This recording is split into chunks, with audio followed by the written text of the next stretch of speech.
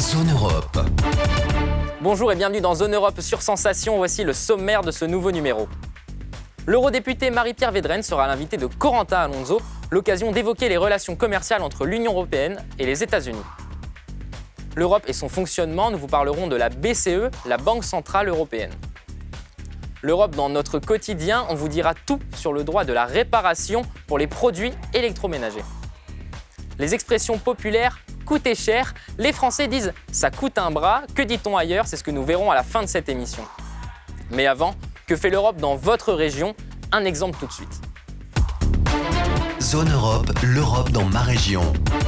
Que fait l'Europe dans notre région? Nous sommes aujourd'hui avec Bernard Leroy. Bonjour.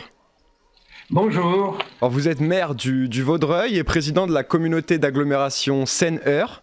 Le Hub 4.0 à Louviers, c'est 1880 m² de surface globale, 500 m² de bureaux, 220 m² pour 7 salles de réunion et une maison de l'industrie et des espaces de convivialité. Comment est-ce qu'est né ce projet ? C'est un projet qui date de 2013. En fait, on est sur un site qui est une friche industrielle, qui était une friche qui avait été un très beau site industriel sur 13 hectares, qui avait été d'abord donné lieu à la production de disques vinyles. C'était du temps de Polygram. Et puis le vinyle a été tué par le CD. Donc c'est Synram qui a produit des CD jusqu'en 2012.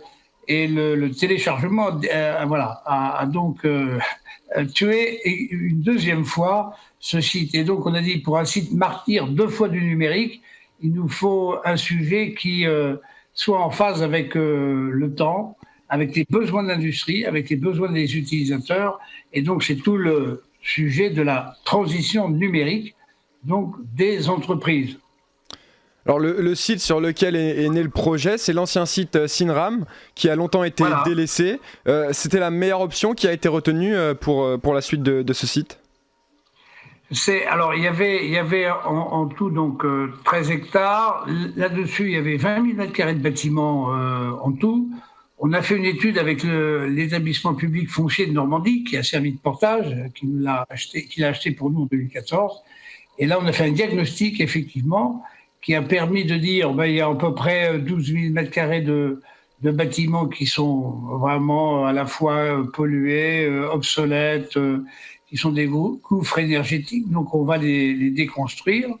Et puis on va garder 8 000 m² de beaux bâtiments historiques des années 60 qui étaient en bon état. Et c'est à l'intérieur un des bâtiments donc, sur lequel on a établi la pépinière. On a rénové en pépinière numérique sur ce Hub 4.0. C'est l'ensemble du site qui s'appelle Hub 4.0. Où on a effectivement d'une part la pépinière, que vous avez très bien décrite, et qui accueille aujourd'hui des startups et des sociétés qui sont spécialisées dans le 4.0, c'est-à-dire des gens qui fabriquent et qui installent par exemple des analyses de vibrations sur les moteurs qui tournent pour faire de la maintenance prédictive, ou ce sont des gens qui produisent des logiciels pour analyser les données massives, les fameux big data. Et puis à côté, on a un espace de coworking qui fait 1800 m², qui est le plus grand espace de coworking de l'Eure, qui est piloté par un privé, Rodolphe Durand, ça s'appelle La Filature. À côté, on a un atelier relais de 1500 m² qui permet d'accueillir des entreprises qui ont un projet de construction sur le territoire, mais en attendant que l'unité de production soit construite, eh bien, ils ont besoin de commencer à recruter, former, etc. Et donc, c'est notamment le cas de la maroquinerie Hermès sur ce site. Et puis, on est en train d'aménager, là, actuellement, un grand hall d'exposition et de congrès qui fera un peu 1000 places assises, un espace d'exposition qui permettra de tenir des congrès et des conférences et des animations et des expositions de matériel autour du 4.0. Vous avez déjà des idées de congrès qui seront organisés ? Tout à fait, il y a toute une liste qui tourne d'une part déjà autour de l'intelligence artificielle. Qu'est-ce que ça veut dire ? Le 4.0 aujourd'hui, c'est essentiellement des grandes entreprises. Chez nous, on a un club 4.0 avec des entreprises comme Schneider Electric, Sanofi, Johnson & Johnson, Aptar Pharma, Barry Callebaut, etc. Et des apporteurs de solutions.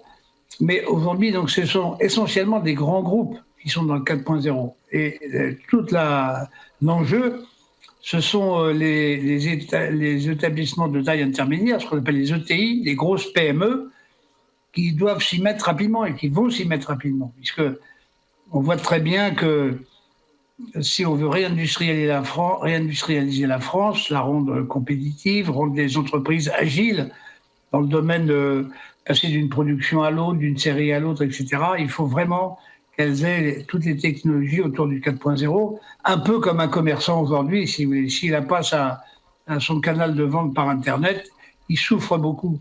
Parce que ce que connaissent les commerçants aujourd'hui, parce qu'ils s'y sont pas mis quand il fallait, eh bien, ça va être la même chose pour l'industrie. Et donc, il y aura des colloques autour du 4.0 pour dire qu'est-ce que c'est, comment ça marche. On fait intervenir des spécialistes comme le professeur Chenu de Rouen, de l'INSA de Rouen, qui est un des grands spécialistes français et internationaux de l'intelligence artificielle.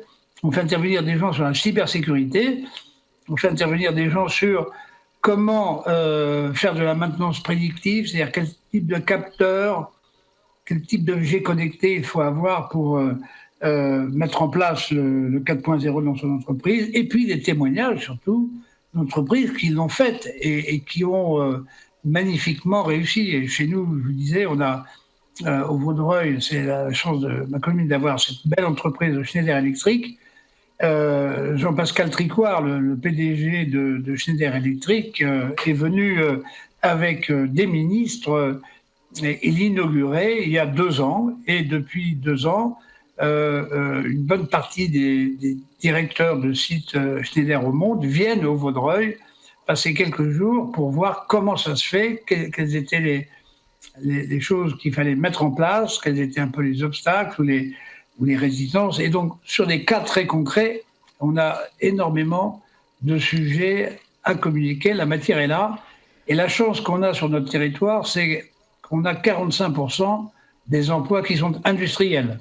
Donc, ce sont des emplois en plein dans le monde de l'industrie, pharmaceutique, biotechnologie, cosmétique, parfum, le luxe, et notamment aussi la robotique. Et donc, tout ça permet d'avoir une densité et une intensité d'expérience, d'échange, de savoir-faire, qui fait que ce club 4.0 est animé par Stéphanie Henry, qui est une spécialiste qui nous vient du pôle test, qui est le pôle de compétitivité de la région normande dans le domaine du numérique.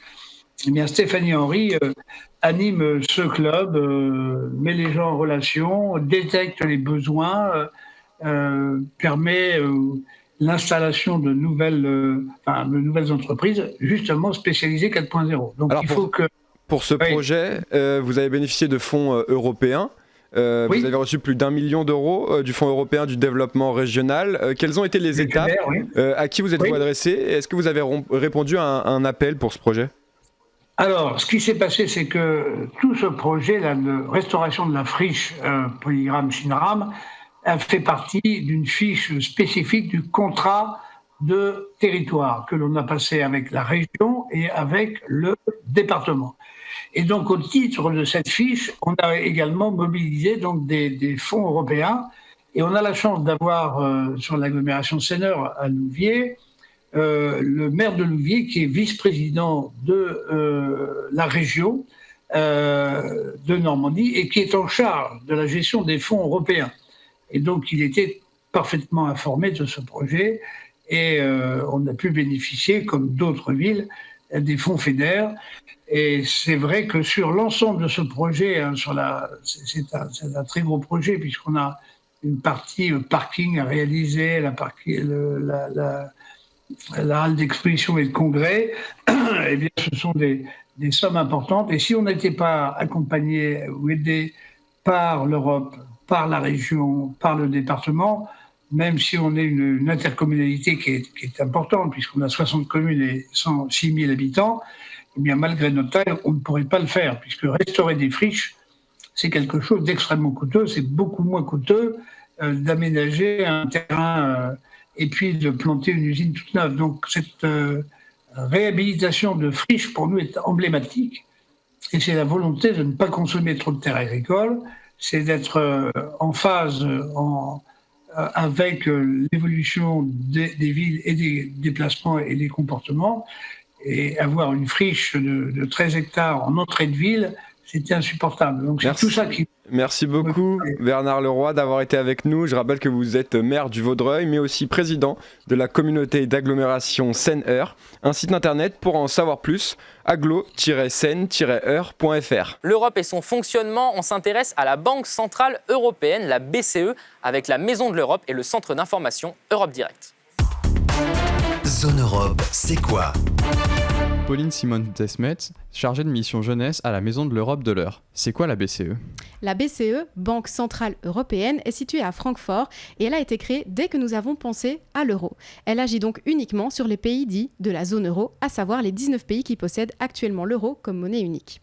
Son rôle est en effet de gérer la politique monétaire de la zone euro et la politique économique européenne. Sa mission principale est d'assurer le contrôle de l'inflation et ainsi la stabilité des prix dans cette zone euro. La personne à la tête de la Banque centrale est donc un personnage hyper puissant de l'Union européenne et depuis les dernières élections européennes où les grands postes européens à responsabilité ont été réattribués, à la tête de la BCE, nous avons une Française, Christine Lagarde. Zone Europe, l'invité politique. Le 20 janvier prochain, Joe Biden deviendra le 46e président des États-Unis. Qu'est-ce que cela va changer pour les relations entre les États-Unis et l'Union européenne au niveau commercial? Je reçois aujourd'hui Marie-Pierre Védrenne. Bonjour. Bonjour. Alors, vous êtes eurodéputée, membre du groupe Renew Europe. Vous êtes aussi vice-présidente de la commission du commerce international. Alors Donald Trump, on le sait, c'était la politique du America First et les relations commerciales entre les États-Unis et l'Union européenne se sont dégradées sous son mandat. Il a par exemple imposé des droits de douane sur l'acier et aussi sur l'aluminium qui venait d'Europe. Est-ce que Donald Trump a-t-il été le président du protectionnisme? Est-ce qu'il a eu raison?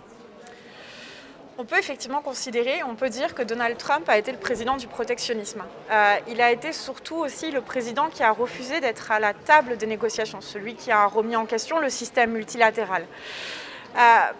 Moi, je ne pense pas que ça soit la solution. Je pense qu'au contraire, le protectionnisme ne fait de bien à personne. Pour autant, il faut être en capacité de défendre ses intérêts. Et c'est là où je pense, et c'est ce que j'essaye de faire dans cette commission commerce international, que l'Europe soit en capacité de mieux défendre ses intérêts. Elle doit avoir un arsenal juridique plus fort pour pouvoir justement faire en sorte que des pays tels que les États-Unis respectent les règles. Parce que quand vous évoquez le fait que Donald Trump mette des droits de douane supplémentaires sur l'acier, sur l'aluminium, ou qu'on ait des conflits aussi et des tensions commerciales, parfois il est dans son droit, mais certaines fois il n'est pas dans son droit. Il s'octroie des droits supplémentaires. Et tout l'enjeu, c'est de faire en sorte que l'Union européenne dise à nos partenaires, non, maintenant vous devez respecter des règles. Et des règles qu'on doit fixer ensemble. Donc on espère que Joe Biden va revenir à la table des négociations. Il y a des premiers pas, il y a des premières bonnes nouvelles, mais pour autant l'Union européenne ne doit pas être naïve sur le contexte. Est-ce que l'élection de Joe Biden satisfait les intérêts de l'Union européenne? L'élection de Joe Biden, elle est une bonne chose parce qu'effectivement, le résident de la Maison-Blanche ne sera plus Donald Trump. Pour autant, c'est exactement ce que je viens de dire, l'Union européenne, elle ne doit pas être naïve. Moi, je pense que si sur un terrain où les relations avec les Américains seront toujours difficiles, c'est sur le terrain commercial. On a des bonnes nouvelles avec le fait que l'administration Biden veut re-rentrer dans l'accord de Paris. Donc ça, c'est extrêmement positif parce que l'Union européenne souhaite être leader en matière de lutte contre le réchauffement climatique. Mais sur le terrain commercial, on avait des contentieux qui datait aussi de l'administration Obama. Donc il faut pouvoir agir et développer notre autonomie stratégique européenne. Alors les parlementaires européens, eux, qu'est-ce qu'ils en pensent de Joe Biden et de la vice-présidente Kamala Harris? Est-ce qu'ils sont confiants dans les futures relations qu'ils pourront avoir avec les États-Unis? Alors, on est satisfait dans le sens où on retrouve des responsables politiques qui ont envie de défendre le système multilatéral à nos côtés. Ça, c'est extrêmement positif. Qui partagent des convictions communes, notamment sur la lutte contre le réchauffement climatique. Par contre, le président Biden va être aussi focalisé sur son propre agenda américain et sur un agenda intérieur aussi du fait de la politique menée par Donald Trump, du fait du choc du Covid. Donc nous, et moi c'est ce que je dis à mes collègues à la fois dans la commission commerce commerce international et plus globalement au Parlement européen, nous avons notre propre agenda. Et notre agenda ne doit pas être toujours aligné sur l'agenda américain. On doit agir pour nous, non pas contre les États-Unis, mais pour nous. Donc bonne nouvelle, mais continuons d'avancer tous ensemble et renforçons notre unité européenne. En novembre dernier, le Parlement européen a accepté de supprimer les droits de douane sur les homards américains, alors vivants ou congelés, en échange de l'abaissement des droits sur différentes exportations vers les États-Unis. Ça paraît un peu surréaliste. En quoi ce geste commercial sur les homards, il a permis de réchauffer les relations avec nos Américains? Effectivement, nous avons conclu ce mini-deal dit homard parce qu'il porte principalement sur les homards. Il faut voir pourquoi justement le Parlement européen a ratifié ce mini-deal. On l'a ratifié parce que justement il s'agit de limiter les tensions commerciales. Il s'agit de construire une nouvelle relation qui soit basée sur la confiance et qui nous permette justement d'éviter l'escalade commerciale. Pour autant, ce n'est pas un blanc-seing donné à l'administration, c'est dire « ok ». On a des contentieux sur l'extraterritorialité, sur le conflit Airbus-Boeing, mais on veut pas repartir sur des bonnes bases. Alors qu'on a ces conflits qui nous opposent, notamment à l'OMC et Airbus-Boeing, trouvons des solutions sur des sujets sur lesquels on peut se retrouver. Donc nous, on a fait un pas en supprimant des droits de douane sur les homards. Par contre, les États-Unis font d'autres pas pour supprimer des droits de douane, notamment par exemple sur le verre, produit notamment en France. Donc l'Union européenne s'y retrouve aussi. Exactement. À travers ce mini-deal, il y a justement la construction d'un deal gagnant-gagnant. Et c'est ça l'enjeu aussi des accords commerciaux, c'est que ça doit être des deals gagnant-gagnant et pas perdant-gagnant et avec des tensions qui augmentent. Et moi, je vois aussi si, avec ma délégation Renaissance, nous avons validé ce mini-deal, si nous avons voté en faveur, c'est parce que derrière, nous avons les États-Unis qui se sont engagés à revenir dans l'accord de Paris. Parce que pour nous, il est clair qu'un deal, aussi limité soit-il, ne doit pas être fait avec un État qui est en dehors des accords de Paris. C'est la condition sine qua non, la condition première pour ratifier un accord commercial. Après, on échangera avec la nouvelle administration sur quelles relations on veut. On est conscient aussi que nous, en tout cas c'est ce qu'on défend, on ne veut pas les renégociations comme c'était le cas avant avec le TTIP, ou connu sous l'acronyme TAFTA. Il y a des points de divergence, il y a des points de convergence. Mais on échange énormément avec les États-Unis, donc il faut construire cette relation de confiance et une relation qui nous permette aussi à nos entreprises, à nos agriculteurs des deux côtés de l'Atlantique de trouver des bonnes solutions. Alors, en matière d'échanges commerciaux entre l'Europe et les États-Unis, il y a les exportations de voitures, les produits de luxe, le vin, le fromage principalement, c'est ce qu'on pense à première vue, mais j'imagine qu'il y a également d'autres enjeux un peu plus méconnus. Il y a énormément de sujets en fait, on échange énormément de produits avec les États-Unis, c'est l'équivalent de 1000 milliards d'euros par jour. Donc ça démontre bien justement l'ampleur de nos échanges. Et il faut bien voir aussi qu'on est dans le choc du Covid nous l'a bien démontré, on est dans des chaînes de valeur qui sont complètement intégrées, on est quand même très interdépendants des uns des autres. Donc il faut qu'on puisse commercer ensemble. Tout l'enjeu justement, c'est de faire en sorte de réguler ce commerce. On évoquait ces climat de tension, il faut qu'on ait un commerce qui soit basé sur des règles et des règles respectées par tous. Et ce qu'on doit faire, c'est faire en sorte que les États-Unis reviennent à la table des négociations et respectent les règles. Alors vous l'avez dit, les chiffres sont importants du commerce entre l'Europe et les États-Unis. Aujourd'hui, l'Europe ne peut pas se passer de ce commerce. L'Europe ne peut pas se passer des États-Unis, la France non plus. Quand on regarde et quand on étudie nos balances commerciales, la balance commerciale entre l'Union européenne et les États-Unis est très favorable à l'Union européenne. Sur les 27 États membres de l'Union européenne, il y a 22 États qui ont une balance commerciale positive avec les États-Unis. Donc on voit qu'on tire profit, l'Union européenne, de ces échanges. Après, le commerce international, c'est pas un jeu à somme nulle. Effectivement, il y a des secteurs qui sont plus gagnants que d'autres. Vous avez évoqué le luxe, c'est notamment le cas. Il faut aussi qu'on travaille parce qu'il n'y a pas que l'échange des produits, il y a par exemple l'investissement des accords étrangers. Les États-Unis investissent beaucoup sur le territoire européen, les Européens sur le territoire américain. Donc il faut qu'on avance aussi dans le cadre de nos obligations et de nos ambitions, notamment faire en sorte que nos échanges soient beaucoup plus verts, qu'on investisse dans une industrie qui soit beaucoup plus durable, dans des chaînes de valeur plus résilientes. Et c'est tout ce travail qu'on doit mener avec l'administration Biden. Alors, un autre point sur lequel vous appelez à la vigilance, c'est l'extraterritorialité. Un mot un peu obscur et barbare à la fois. Vous en avez donné la définition sur votre compte Twitter. Je vais lire ce que vous nous avez dit. C'est l'application du droit national d'un État en dehors de son territoire et réciproquement. C'est donc laisser s'exercer l'autorité d'un État étranger sur une partie de son territoire. Est-ce que vous pouvez nous réexpliquer un peu ? En fait, donc l'extraterritorialité, c'est un principe effectivement juridique qui fait que quand vous prenez une norme pour votre territoire, elle peut s'appliquer en dehors de votre propre territoire. Elle a des effets, elle a des impacts sur d'autres citoyens, sur d'autres entreprises. Si je prends l'exemple du règlement général sur la protection des données qui a été adopté par l'Union européenne, il a un caractère extraterritorial, c'est-à-dire que maintenant le RGPD, il est employé par Facebook, il est employé au Japon, donc il sort du territoire européen. C'est positif. La difficulté qu'on a avec les États-Unis, c'est qu'ils contournent les bienfaits de l'extraterritorialité. Ils ont par exemple pris des lois pour lutter contre le terrorisme, contre la corruption. Donc c'est très positif et on ne peut que partager cette ambition. Le problème, c'est que dans cette bataille qu'il faut mener avec les États-Unis, c'est la question du libre choix et c'est la question de la souveraineté. Au travers de ces lois, ils nous empêchent de commercer, d'échanger, par exemple avec Cuba, par exemple avec l'Iran.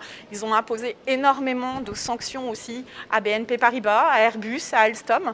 Donc on voit bien que l'enjeu, c'est à la fois la liberté, c'est à la fois la souveraineté et c'est à la conformité. Parce qu'il ne faut pas oublier de dire que nos entreprises, quand elles sont sanctionnées, elles n'ont aucun comportement illicite et incompatible avec le droit international. Donc ça apparaît un petit peu invraisemblable que les États-Unis nous imposent des sanctions alors qu'on est en conformité avec le droit international. Alors on va profiter d'être avec vous pour une petite piqûre de rappel sur les différents traités, les nombreux accords commerciaux. Le TAFTA, traité de libre-échange transatlantique, puis il y a aussi eu le GEFA avec le Japon, le CETA avec le Canada. Quel est l'intérêt de réaliser ces accords commerciaux ? Alors peut-être juste une précision avant, le TAFTA, il n'est pas du tout entré en vigueur. Le TAFTA, c'était énormément de débats, c'était justement des échanges et des négociations entre l'Union européenne et les États-Unis. Et une fois que Donald Trump est arrivé, on a mis un terme à cet accord et à ces négociations, ce qui est positif parce qu'il y avait énormément de points en question. Le CETA, le GEFTA, donc c'est des accords ce qu'on appelle de libre-échange pour faire en sorte de limiter les barrières, que ce soit des barrières tarifaires, que ce soit des barrières non tarifaires, limiter les entraves. C'est important parce que, comme je vous le disais, on est quand même dans un monde extrêmement interconnecté, on est dans un monde globalisé et la force de l'Union européenne, c'est son marché intérieur. Par contre, tout l'enjeu, c'est de passer d'accords de libre-échange à de véritables accords de régulation. On a dans ces nouveaux accords un chapitre dit développement durable qui touche les questions, bien sûr, du développement durable, mais aussi les normes sociales, par exemple les ratifications de conventions à l'OIT. Et il ne faut pas qu'il y ait de concurrence déloyale. Et c'est ça tout l'enjeu, et actuellement quand même une faiblesse dans nos accords de libre-échange, c'est qu'on fait face à une concurrence déloyale sur le plan social, sur le plan fiscal et sur le plan environnemental. L'accord de Paris, par exemple, devient une clause essentielle de ces accords commerciaux. Et si on prend l'exemple du Mercosur, donc l'accord entre l'Union européenne et ces pays du Mercosur, le Brésil, l'Uruguay, l'Argentine, on voit bien que cet accord, en fait, n'est pas en adéquation déjà avec le pacte vert et contribue à augmenter la déforestation et à ne pas préserver la biodiversité. Donc il faut que les engagements pris dans ces accords soient réellement respectés par les deux partenaires. Et c'est tout le travail qu'on doit mener et ça doit passer par en fait un mécanisme de sanction. Alors, sur l'aspect pratique de ces accords, quelles sont les étapes de négociation ? Qui est-ce qui négocie ? Est-ce que c'est les parlementaires, votre commission ? Est-ce que c'est la Commission européenne ? Est-ce que c'est les États ? Et ensuite, comment se passe la ratification une fois que l'accord a été signé ? Effectivement, vous avez raison de souligner le fait qu'il y a plusieurs étapes. Il y a bien évidemment cette première étape de négociation qui est menée en fait par la Commission européenne. Pourquoi menée par la Commission européenne ? Parce que c'est une compétence dite exclusive. Donc on a eu un transfert et c'est la Commission européenne qui négocie sur mandat des États membres. Donc il y a un mandat qui est déposé à la majorité qualifiée et il y a un contrôle parlementaire qui est exercé donc, par les membres de la Commission Commerce International. Donc on a des échanges très réguliers avec la Commission européenne pour faire un point sur les négociations et pour rappeler quelles sont nos lignes rouges, à la fois au Parlement européen et à la fois au Conseil. Une fois que cette phase de négociation est finie, donc on arrive à une conclusion et il y a ensuite le processus de ratification qui se passe au Parlement européen. Et quand nous avons des accords dits mixtes, c'est-à-dire sur les doubles compétences, ils sont à la fois aux États membres et à la fois un contrôle au Parlement européen. C'est pour ça que le CETA est rentré en vigueur sur la partie échange de marchandises, mais pas sur la partie investissement, parce que les assemblées nationales ne se sont pas encore prononcées sur cette partie. Donc tout l'enjeu, moi c'est ce que je dis justement à la Commission européenne, là aussi je reprends l'exemple du Mercosur, il y a eu 20 ans de négociations. Sans changement de mandat. En 20 ans, le monde a changé. Donc le mandat doit pouvoir évoluer. Et c'est là où le Parlement européen doit jouer un rôle complémentaire et on doit pousser la Commission européenne pour avoir une réévaluation du mandat de manière beaucoup plus régulière. Alors avant de se quitter, Marie-Pierre Védrenne, on va passer au Money Time, une petite série de questions rapides. Alors première question, quel est votre plat européen préféré ? Il y en a pas forcément. Je vais dire la pizza simplement et puis les crêpes bretonnes bien évidemment. Quelle est votre capitale préférée en Europe ? Berlin. Quel regard portez-vous sur le couple franco-allemand justement ? C'est un couple important, nécessaire mais qui n'est pas suffisant. Quelle est la première chose que vous faites en arrivant au Parlement européen ? Je pose mes baskets pour mettre des talons. Et enfin, lors de vos nombreuses rencontres ou débats, quel message est-ce que vous aimez faire passer sur l'Europe ? Je dirais que l'Europe est une partie de la solution. C'est ce que j'expliquais à chaque fois, que l'Europe n'est pas responsable de tous les maux et de toutes les crises, qu'elle est un levier important et qu'il faut s'engager parce que l'Europe n'est aussi pas parfaite et qu'avec un engagement, ça permet de la faire évoluer dans le sens d'une Europe qui soit plus juste, qui soit plus sociale, qui soit plus unie et qui permette justement de jouer à armes égales avec d'autres États continents qui sont des puissances sur la scène internationale. Merci Marie-Pierre Védrenne d'avoir été avec nous. Merci. Je rappelle que vous êtes eurodéputée, membre du groupe Renew Europe et que vous êtes vice-présidente de la Commission du commerce international. Que fait l'Europe dans notre quotidien ? Le droit à la réparation pour les produits électroménagers. Olivia Schmoll nous en dit plus. Zone Europe. Vous n'aurez bientôt plus besoin de changer de téléviseur, de lave-vaisselle ou de lave-linge à la moindre panne. Il vous suffira de le réparer. La Commission européenne a adopté le 1er octobre 2019 de nouvelles normes d'éco-conception pour l'électroménager, les équipements électriques et électroniques. De nouvelles normes de réparabilité et de recyclabilité applicables à partir de 2021. Ainsi, les fabricants devront mettre à disposition plus longtemps les pièces détachées de leurs appareils. Ils devront fournir des pièces de rechange pendant 7 ans pour les réfrigérateurs et 10 ans pour les lave-linges et les lave-vaisselle. Ces pièces détachées devront être fournies dans un délai de 15 jours ouvrables et pouvoir être remplacées avec des outils courants sans endommager le matériel. Autre nouveauté, les étiquettes d'efficacité énergétique seront visibles à partir du 1er mars 2021. Les téléviseurs, réfrigérateurs et lave-linges sont notamment concernés. Des étiquettes échelonnées de A à G pour la consommation d'électricité et sur lesquelles figureront d'autres informations. La quantité d'eau utilisée pour un cycle de lavage, le bruit émis, etc. D'ici 2030, ces nouvelles mesures devraient permettre de réaliser chaque année 167 TWh d'économie d'énergie, soit l'équivalent de la consommation énergétique annuelle du Danemark. Les ménages européens feront aussi des économies, 150 € en moyenne par an. Les expressions populaires « coûter cher », les Français disent que ça coûte un bras. Pour les Suédois, ça coûte la chemise. Que dit-on ailleurs ? Regardez. Zone Europe, expression d'ici et d'ailleurs. En Allemagne, on dit ein Vermögen kosten, ce qui signifie coûter une fortune. Au Royaume-Uni, on dit to cost an arm and a leg, ce qui signifie coûter un bras et une jambe. Les Roumains disent coûter les yeux de la tête. En Espagne, on dit cortar un ojo de la cara, coûter un œil de la tête.